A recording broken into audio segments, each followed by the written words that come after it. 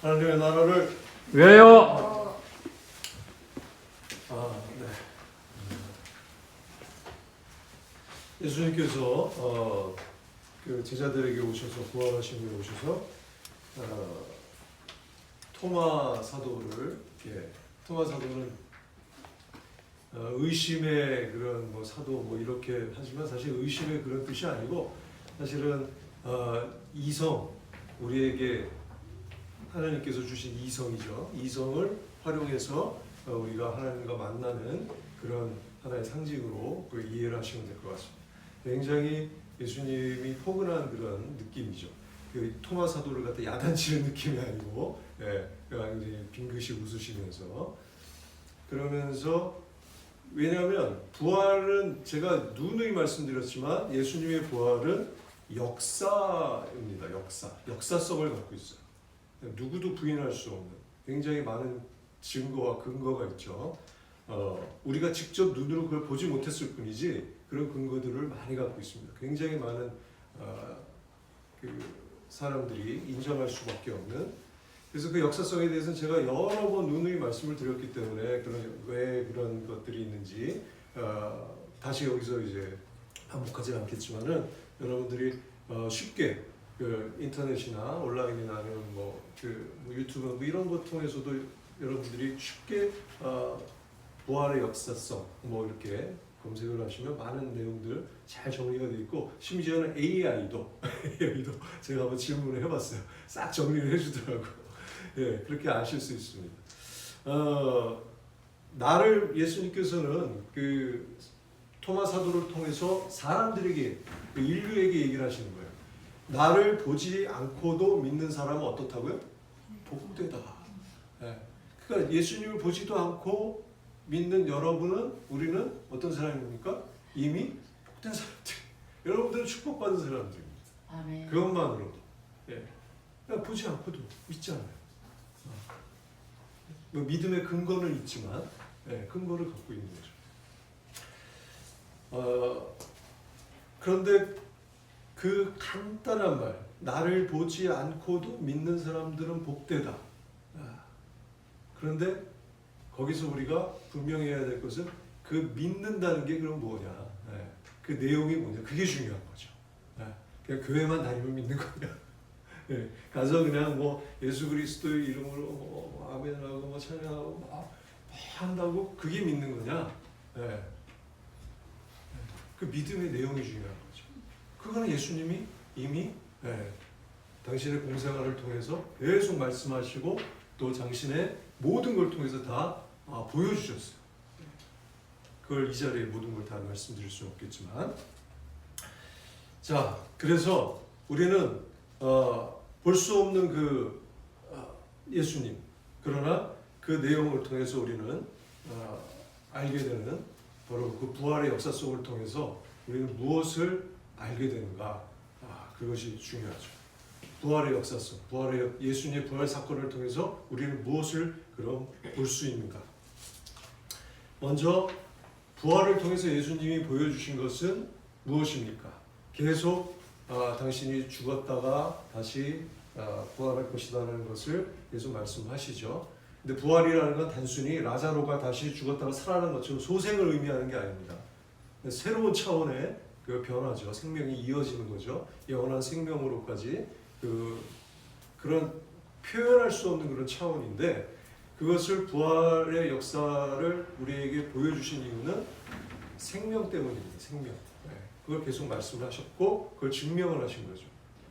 그래서 예수님의 부활을 통해서 예수님은 우리에게 생명을 실제 다른 차원이 있다는 것을, 너희가 알고 있는 이것이 다가 아니라는 것을, 그리고 생명이라는 것이 영원한 또 근원적인 무언가 있다는 것을 우리에게 알려주시는 거예요.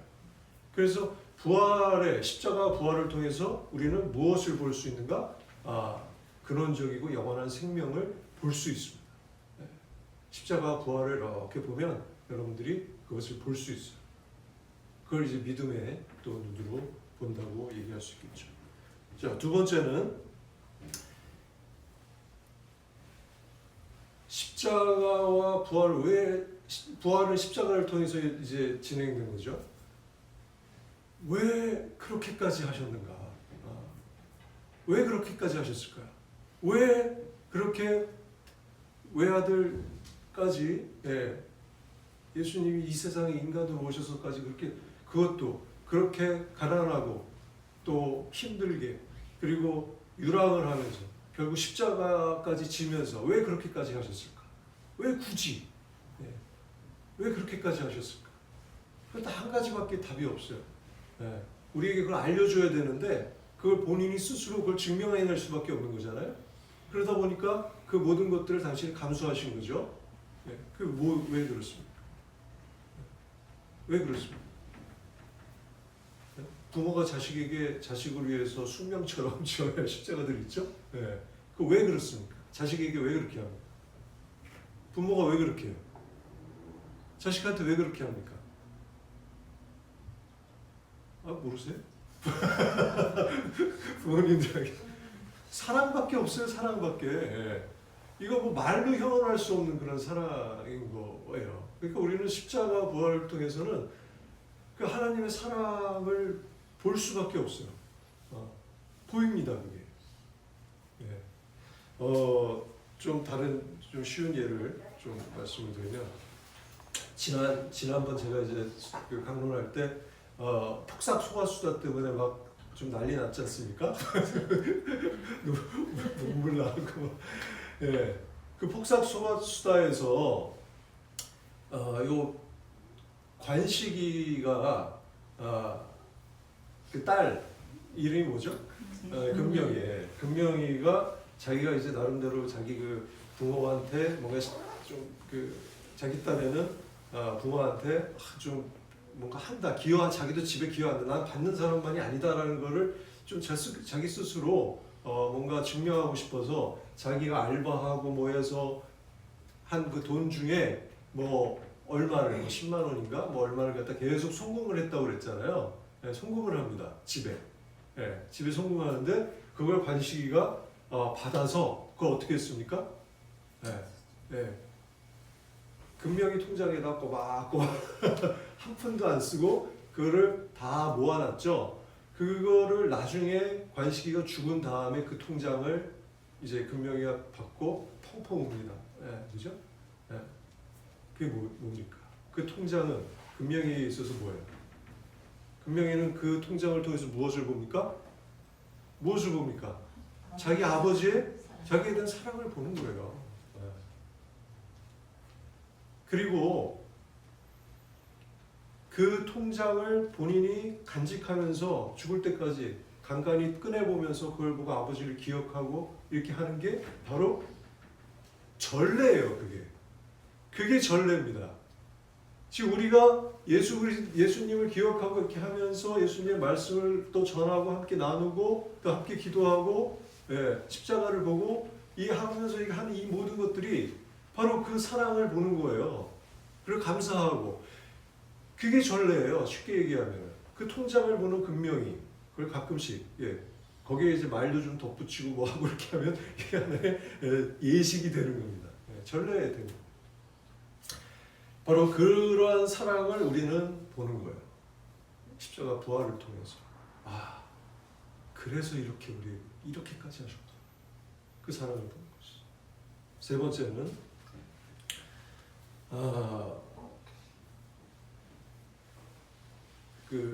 그런 하느님, 진짜 그러한 영원한 생명에 연결되어 있는 그런 하느님, 그리고 그렇게까지 우리를 사랑하시는 하느님, 그리고 그 이름조차도 우리와 함께 하신다는, 늘 너희와 함께 하겠다는 그 예수님, 우리와 동행하신 하느님, 그것도 모자라서 성령까지 우리에게 보내주시고 하시는 하느님.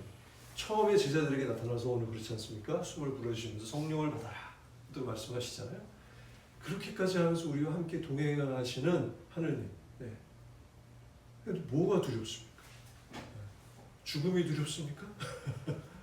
세상에 뭐가 두렵습니까? 우리는 아무리 압박이 와도 어려움이 닥쳐도 그 순교자들이 바로 그런 희망을 갖고 순교한 거예요. 그 어떤 것도 빼앗아갈 수 없는 희망인 거죠. 너무나 강력한 희망인 거예요. 생명이 보장돼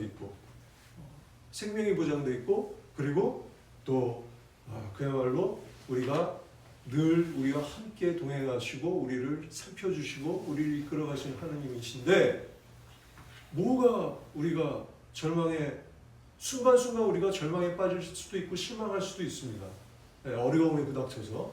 그러나 하나님이 함께 하신다는 우린 있기 때문에 우리는 금방 다시 그런 희망을 찾고 또 찾아내고 또 다시 그 희망의 여정을 갈 수가 있는 것이죠. 아까 제가 미사 시간 때 인혁당 사건, 네, 정말 진짜 암흑이었습니다. 네, 암흑. 그야말로 전 세계가 인정한 국제사법회의가 땅땅땅 저 나라는 볼 것도 없다라고 얘기한 거예요. 네. 저 나라는 그냥 암흑이야. 그런데 어떻게 됐습니까? 네. 희망을 놓지 않았던, 네. 끝까지 기도했던, 끝까지 행동했던 그 여정이 민주화를 이루어내고 있지 않습니까? 네. 그리고 또 반동이 있기 때문에 속도가 빠르게 이루어지진 않아도 계속 이것들이 정화되고 변화되어 가는 것들, 그죠? 그거 여러분들 보고 계시잖아요. 그게 바로 희망의 힘인 거예요. 그렇게 우리는 희망을 가지고 살 수 있는 것이죠. 어둠은 빛을 이길 수 없다. 우리 촛불 시민들이 그렇게 막 노래하지 않습니까? 어둠은 빛을 이길 수 없다. 그렇게 노래합니다. 그러니 이 부활이라는 것은 어마어마한 정말 역사인 거예요. 하나님의 역사인 겁니다. 어마어마. 뭐 어떻게 표현할 길이 없고 너무나 기쁜 거예요. 네. 사실 크리스마스 성탄절은 어떻게 보면 크리스마스가 무슨 뜻입니까? 예수 그리스도의 미사예요. 네. 예수님이 인류를 구원하기 위해서 본인 스스로가 희생 제물로 세상에 당신을 주었다는, 그렇게 오셨다는 그런 의미입니다. 그러니까 사실 성탄절은 굉장히 숙연할 수밖에 없어요. 이제 시작될 그분의 고난이 다 예상이 되잖아요. 알고 있잖아요. 그러니까 숙연할 수밖에 없어요. 아주 작은 존재로, 인간으로, 아기로 그렇게 오셔서 가난한 집에 그렇게 오셔서 하는 그런 이 여정의 그걸 우리는 정말 이거 어떻게 받아들여야 되나, 정말 숙연할 수밖에 없어요. 그런데 이 부활은, 예수님의 부활은 뭡니까? 이건 너무나 기쁜 거예요.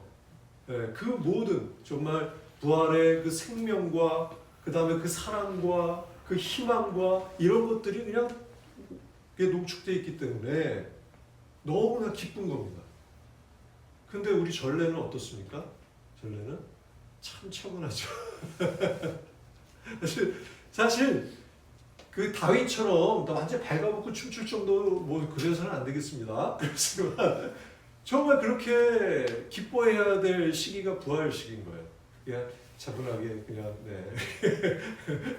그렇게 하는 게 아니고 정말 그렇게 해야 되는데 제가 능력이 좀 부족해서 그렇게 못하는 게 좀 아쉽습니다. 여러분도 혹시 핸델 메시아의 알렐루야라는 노래 아시죠? 핸델 메시아 알렐루야. 저도 예전에 메시아 합창, 그 전곡 합창에 한번 참여한 적이 있어요. 한 30년 전에. 그래가지고 그때 그게 총 53곡이에요. 악보를 보면요 무슨 전공 소절 같아요. 그래가지고 이제 그거 하는데 그 중에 이제 44번째 곡이 그 알렐루야입니다. 보시면은 이제 그 핸델이 음악의 아버지가 누구죠? 바로 음악의 어머니 핸델. 남자인데 어머니입니다. 근데 이제 그분 두 분 다 이제 독일 분인데 핸델은 이제 영국으로 와서 이제 활동을 하셨죠. 오라토리오, 그러니까 오페라 작곡을 해서 돈도 많이 벌고 막 명성도 하고 막 제작자 하고 막 그랬던 분이 지금의 우리나라 뮤지컬 같은 뮤지컬 굉장히 인기가 많잖아요. 그것처럼 오페라가 당시에 그랬던 것이죠. 그래서 그렇게 했다가 하루아침에 잘못 그 투자를 해서 잘못돼서 이제 쫄딱 망했습니다. 그리고 감옥까지 갔어요. 핸델이 그 1740년경이죠. 그래서 감옥까지 갔다가 결국 이제 병까지 얻어가지고 중풍기도 있고 막 해가지고 그 요양을 좀 하고 있는 차에 이제 완전히 절망에 빠진 상태였죠. 근데 그의 친구의 시인 중에 한 사람이 성경 전체 창세기부터 요한복음의 전체 성경 구조를 쫙 그 요약을 해서 성경 구조를 뽑아가지고 그거를 가지고 오라토리오, 오페라처럼 막 이렇게 나와서 연기를 하는 건 아니고 성가대가 이제 뭐 합창단이 이렇게 노래로 하는 것이죠. 그 오라토리오를 한번 만들어 달라. 그 작곡 의뢰를 한 거예요. 그때 이제 그 핸델이 그것을 그 친구한테 받아들이고 특히 이사야서 53장 5절에 그가 찔린 것은 우리의 악행 때문이고 그가 으스러진 것은 우리 죄악 때문이다. 우리의 평화를 위하여 그가 징벌을 받았고 그의 상처로 우리는 나았다. 예, 이게 32번째 있는 노래인데 이 시편을 딱 시편이 아니죠. 이사야서 예언서에 나온 이걸 딱 듣고 보고 그리고 이제 그 큰 각성이 일어났어요. 그래서 핸델이 그 53곡이나 되는 대곡을 총 그 연주 시간이 2시간 반 정도 해야 됩니다. 안 쉬고 쫙 하면 한 2시간 반 정도 해야 돼요. 그거를 이 사람이 한 달도 안 되고 한 24일 정도에 거의 뭐 식음을 전폐하면서 그걸 또 쫙 작곡을 한 거예요. 그게 바로 메시아, 핸델의 메시아입니다. 그래서 이 사람은 이걸 통해서 완전히 그야말로 부활을 했죠. 다시 영성을 찾았고 그걸로 이제 했는데 그로부터 한 10여 년 후에 이제 세상을 떠났는데 이분이 그거를 통해서 이제 정말 끝까지 이제 같이 또 지휘도 하고 뭐 하면서 그거에 있던 그 수익금의 전액을 또 이제 필요한 사람들에게 또 기부하고 그렇게 하면서 살았어요. 그러면서 이제 인생을 잘 마무리를 하셨는데 이러한 그 내용을 중에 알렐루야를 한번 여러분들하고 한번 듣고 싶습니다. 다른 건 아니고 한 3분 5초 정도 되는데 이거를 한번 예수님의 부활에 대한 이 기쁨 그거 각성했던 핸델의 어떤 이런 정말 그 마음을 한번 생각해 보시면서 그리고 부활의 그 정말 말을 표현할 수 없는 그 기쁨의 그 내용을 한번 묵상하시면서 한번 들어보시면 좋겠어요. 영어로 되어 있는데요. 그 내용은 계속 동어 반복이에요. 그 성서에 나온 내용인데 하나님을 찬양하라. 영원히 항상 전능하신 하나님께서 다스리시리라. 주님은 왕 중의 왕. 하느님의 나라 그리스도의 나라가 세상에 왔도다. 이게 계속 이렇게 나가는 노래입니다. 한번 들어보십시오. 갑자기 크게 소리가 날 거니까.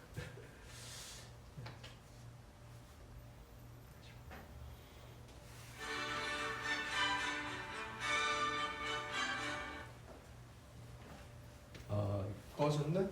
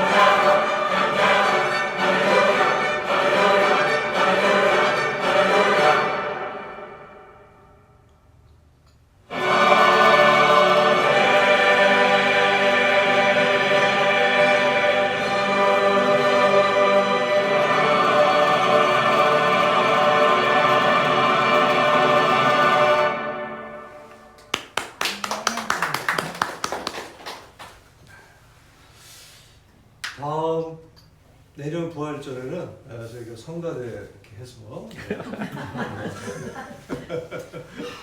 네. 이렇게 사실은 부활을 우리가 기념을 해야 됩니다. 좀 소박하게 우리가 음악 감상 정도로 끝났지만은 블루투스 스피커로 내년에 할 수 있겠죠, 시민님? 네? 아멘. 네. 한 100명 정도 해가지고 하면 충분히 할 수 있습니다. 이거 제가 카톡에다 저희 카톡에다 올릴게요. 어떤 합창단이냐면 태버너클 합창단이라고 전 세계 3대 합창단 중에 하나예요. 미국에 있는 합창단인데 교회 합창단입니다. 근데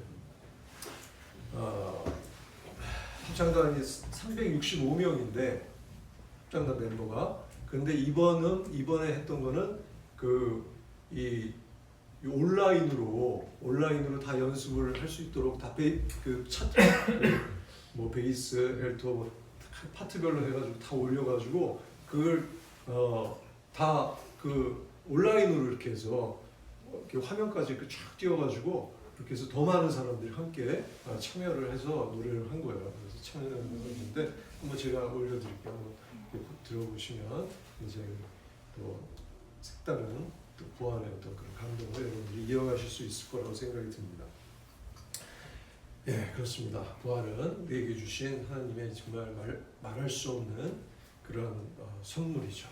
예, 우리의 그 희망의 근원이기도 하고 그래서 앞으로 우리 교회 또 여러분들의 삶 안에서도 늘 잊지 마시고 예수 그리스도의 십자가 부활을 통해서 우리에게 주신 그 생명, 그 영원한 생명, 그 생명의 근원,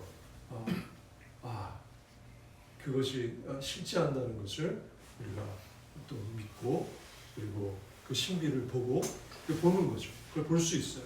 마치 관식의 통작을 통해서 아빠의 사랑을 보는 그런 금명이처럼 우리도 그것을 볼 수 있습니다. 믿음의 눈으로 그리고 정말 그 하나님의 그 형언할 수 없는 그 사랑에 늘 감사하고 또 감동하면서 하루하루를 희망을 품고 이렇게 살아가는 또 한 주간이 되시기 바랍니다. 아멘. 감사합니다.